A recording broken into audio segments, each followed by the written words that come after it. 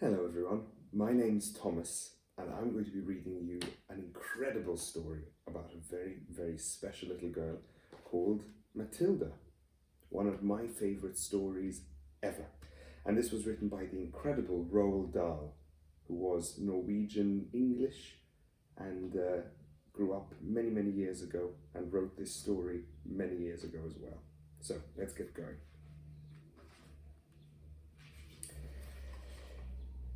It's a funny thing about mothers and fathers.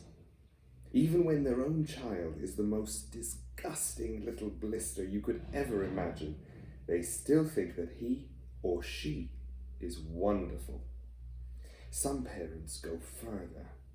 They become so blinded by adoration, they manage to convince themselves their child has qualities of genius. Well, there's nothing very wrong with all of this. It's the way of the world. It's only when the parents begin telling us about the brilliance of their own revolting offspring that we start shouting, "Bring us a basin! We're going to be sick!" School teachers suffer a good deal from having to listen to this sort of twaddle from proud parents, but they usually get their own back when the time comes to write the end-of-term reports. If I were a teacher, I would cook up some real scorchers for the children of doting parents. "Your son Maximilian," I would write, "is a total washout. I hope you have a family business you can push him into when he leaves school, because he sure as heck won't get a job anywhere else." Or if I were feeling lyrical that day, I might write, "It is a curious truth about that grasshoppers have their hearing organs in the sides of the abdomen. Your daughter Vanessa, judging by what she's learnt this term, has no hearing organs at all." I might even delve deeper into natural history and say, "The periodical cicada spends 6 years as a grub underground, and no more than 6 days as a free creature of sunlight and air.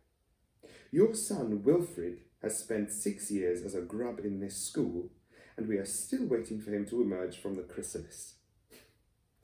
A particularly poisonous little girl might sting me into saying, "Fiona has the same glacial beauty as an iceberg, but unlike the iceberg, she has absolutely nothing below the surface."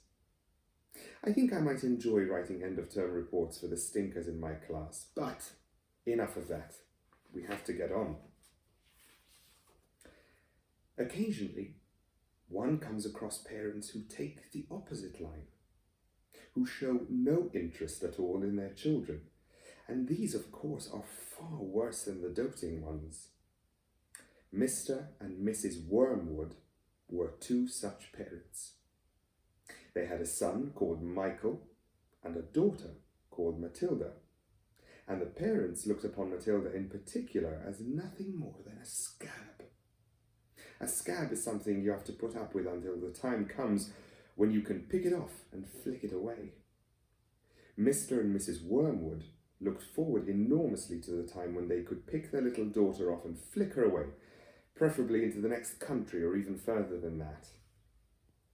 It's bad enough when parents treat ordinary children as though they were scabs and bunions, but it somehow becomes a lot worse when the child in question is extraordinary.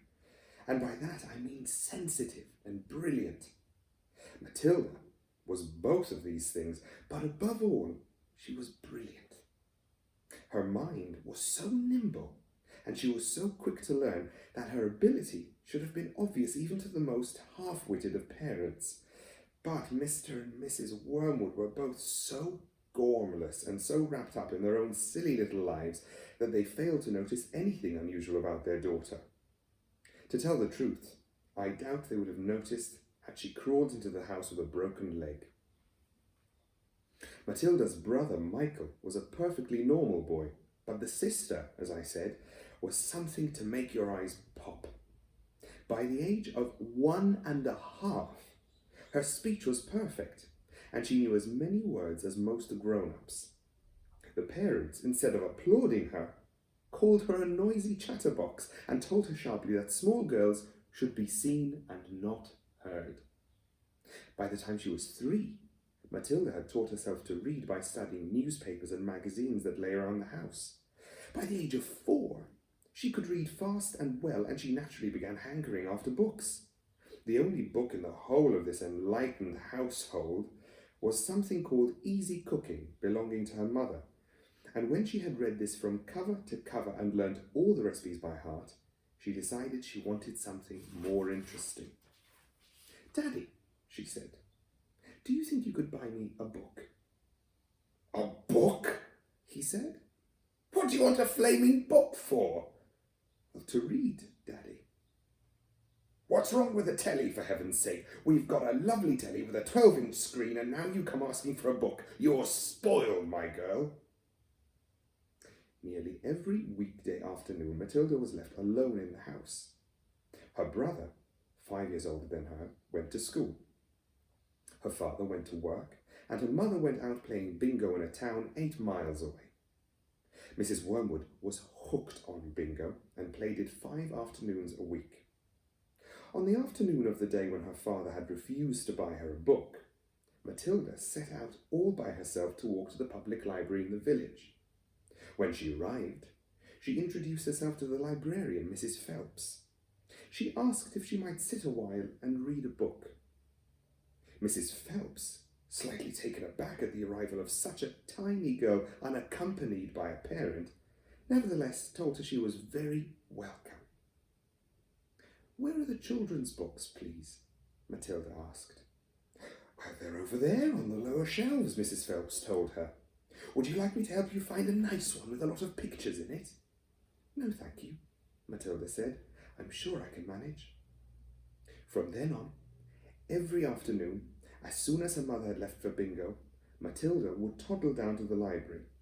The walk only took 10 minutes, and this allowed her 2 glorious hours sitting quietly by herself in a cosy corner, devouring one book after another. And that's it for today. We'll carry on next time. Hope you enjoyed that.